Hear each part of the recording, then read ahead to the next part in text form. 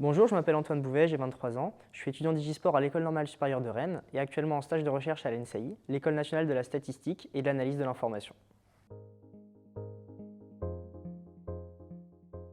J'ai commencé mes études par une licence TAPS entraînement sportif à l'Université de Rennes 2, puis j'ai intégré le département sciences du sport et éducation physique de l'ENS Rennes. Au fil de mes différents mémoires, je me suis dirigé vers l'évaluation biomécanique du nageur et l'optimisation de son entraînement par l'utilisation des nouvelles technologies. Mon objectif est d'être capable de développer des outils et des méthodes facilement utilisables en routine, tant par l'entraîneur que les athlètes. Étant moi-même nageur, la perspective d'une recherche appliquée et d'un lien entre le chercheur et le pratiquant m'intéresse tout particulièrement. Cependant, je me suis rapidement rendu compte que ma formation initiale en sciences du sport n'allait pas me permettre à elle seule de mener à bien ce projet, en particulier car je manquais de compétences techniques, notamment en informatique et en sciences des données. Grâce à la formation pluridisciplinaire de Digisport, j'ai pu acquérir des compétences variées en statistique, notamment en intelligence artificielle et en traitement de séries temporelles, en suivant des cours à l'ENSAI, qui est un établissement partenaire de Digisport, en plus de ma formation à l'ENS Rennes. Compétences auxquelles je n'aurais pas pu accéder de par ma formation universitaire traditionnelle. Par ailleurs, cela m'a également permis de trouver un stage de recherche pour cette année à l'ENSAI.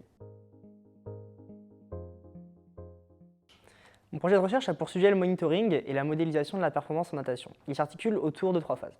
Une première phase qui vise à valider l'utilisation des centrales inertielles, donc ce sont des petits capteurs non invasifs, et de les valider par rapport à des outils plus traditionnels de mesure de laboratoire, comme la capture de mouvements par vidéo par exemple.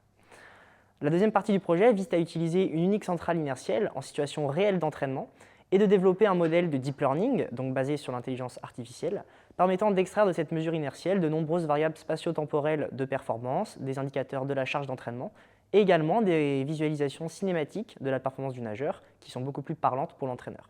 En fait, cette phase nous permet de fournir à l'entraîneur des rapports individualisés sur la performance de ses nageurs afin qu'il puisse identifier les points forts, les points faibles de chacun et ainsi réguler sa prescription d'entraînement de manière optimale. C'est aussi une phase très importante pour nous puisqu'elle nous permet d'être en échange direct avec le terrain et donc d'adapter nos mesures et nos outils en fonction de ce qui intéresse vraiment les entraîneurs. En effet, les problématiques des chercheurs sont souvent différentes de celles des entraîneurs.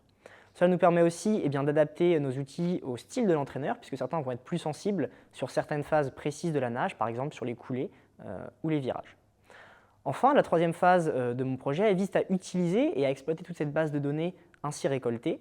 L'objectif est de développer un outil basé sur l'apprentissage et la modélisation statistique, facilitant l'évaluation puis la compréhension de l'expertise biomécanique en natation et également la régulation technique en natation des nageurs.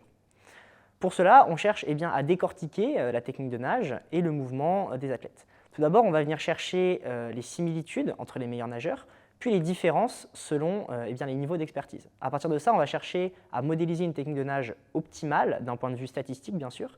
Derrière, on va essayer de lui donner un sens d'un point de vue sportif, puis la traduire en termes de pistes de régulation et de conseils que l'entraîneur pourrait donner à ses athlètes. Grâce à Digisport, j'ai donc pu découvrir d'autres cultures scientifiques que celles des sciences du sport.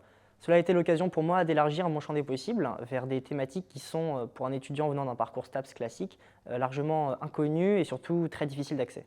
Par ailleurs, cela m'a permis de rencontrer des chercheurs spécialistes dans ces domaines et d'échanger autour des différentes disciplines couvertes par Digisport, avec aujourd'hui un potentiel projet de thèse mêlant un encadrement à la fois par des enseignants-chercheurs STAPS et statisticiens. J'ai donc pu m'engager entièrement dans mon projet de recherche à la croisée des formations universitaires initiales et y être pleinement encadré, tout en me permettant de découvrir un univers totalement nouveau des sciences du sport et qui m'attire aujourd'hui de plus en plus. Et c'est donc pour toutes ces raisons que je souhaiterais poursuivre ce projet de recherche en thèse et pouvoir continuer à croiser par la recherche sciences du sport et sciences des données au service de la performance en natation.